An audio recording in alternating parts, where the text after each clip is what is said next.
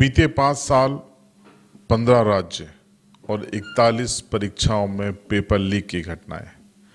जी हाँ, ये उस देश की कड़वी सच्चाई है जो देश आज़ादी का अमृतकाल मना रहा है। ये उस देश की कड़वी सच्चाई है जो विश्व गुरु बनने का सपना देख रहा है। और विश्व गुरु बनने का सपना देखते देखते हम पेपर लीक में विश्व गुरु बन गए हैं। हालात ये है कि कृषि प्रधान देश भारत अब पेपर लीक प्रधान देश बन गया है।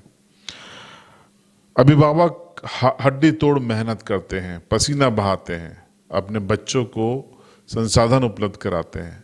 बच्चे साल दर साल मेहनत करते हैं, लेकिन जब परीक्षा आती है, नतीजे आने के पहले ही पता चलता है पेपर लीक हो गया। ये एक दो नहीं, बीते 5 साल में 15 राज्यों की सच्चाई है। 41 परीक्षाएं इससे प्रभावित हुई है, चाहे वो नीट की हो, चाहे पटवारी परीक्षा हो, SIA परीक्षा हो, वन रक्षक परीक्षाएं हैं, JEE मेंस हो या फिर कोई भी अन्य परीक्षाएं अलग अलग राज्यों की।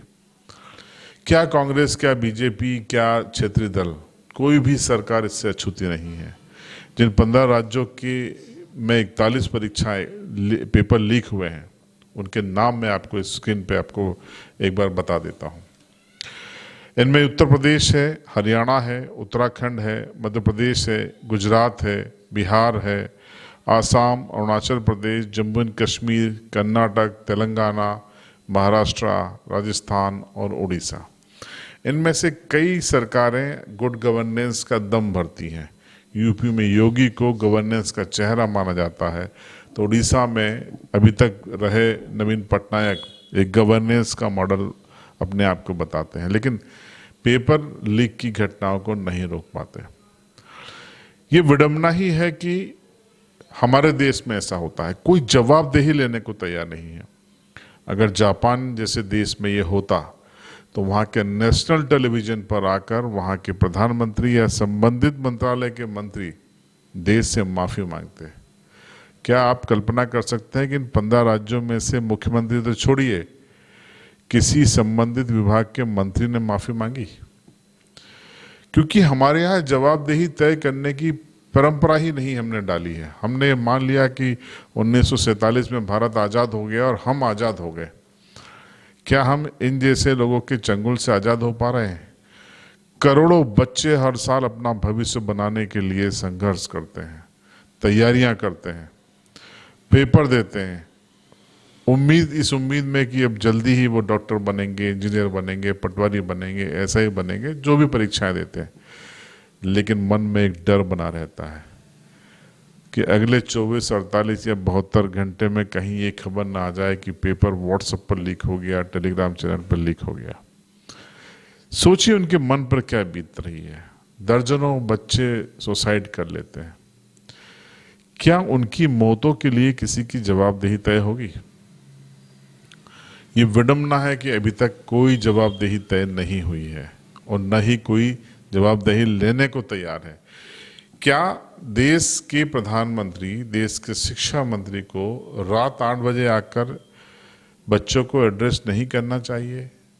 देश के करोड़ों बच्चे अपना भविष्य बनाने के लिए संघर्ष कर रहे हैं, उनमें भरोसा नहीं जगाना चाहिए कि आगे से ऐसा नहीं होगा? और जो दोषी हैं हम उन पर कार्रवाई कर रहे हैं।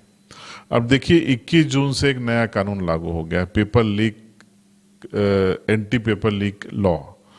यानी कि जो सार्वजनिक भर्तियां होंगी उनमें अगर कोई गड़बड़ी करेगा तो ये कानून होगा। इसमें 3 से 5 साल की सजा, अधिकतम 10 साल की सजा का प्रावधान है।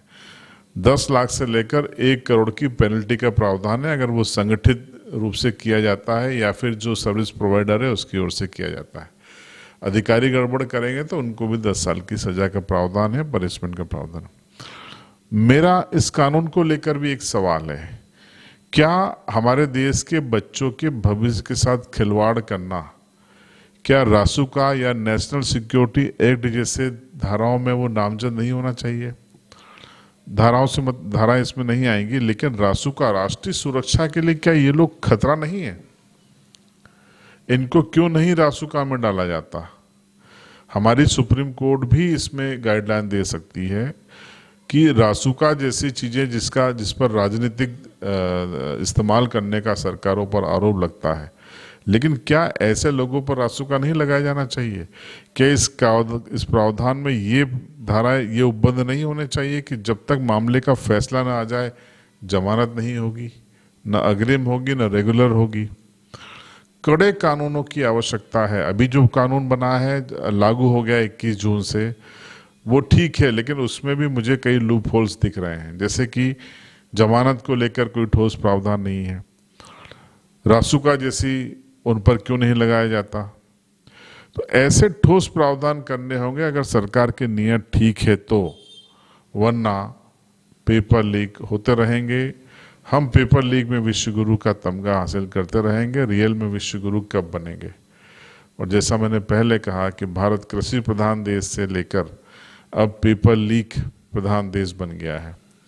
विश्व में अगर हम नेतृत्व करने की इच्छा रखते हैं तो अपने घर को सुधारना पड़ेगा। बतौलेबाजी या बड़े बड़ी बातें करने से काम नहीं होगा। अपने घर के जंग लगे सिस्टम को हम सुधार नहीं पा रहे हैं, वो रेजमाल कौन लाएगा जो इस जंग को घिस के बाहर निकाले? आप क्या सोचते हैं? कमेंट बॉक्स में जरूर बताएं। चैनल पर नए हैं तो सब्सक्राइब जरूर करें और बेल आइकन दबाएं।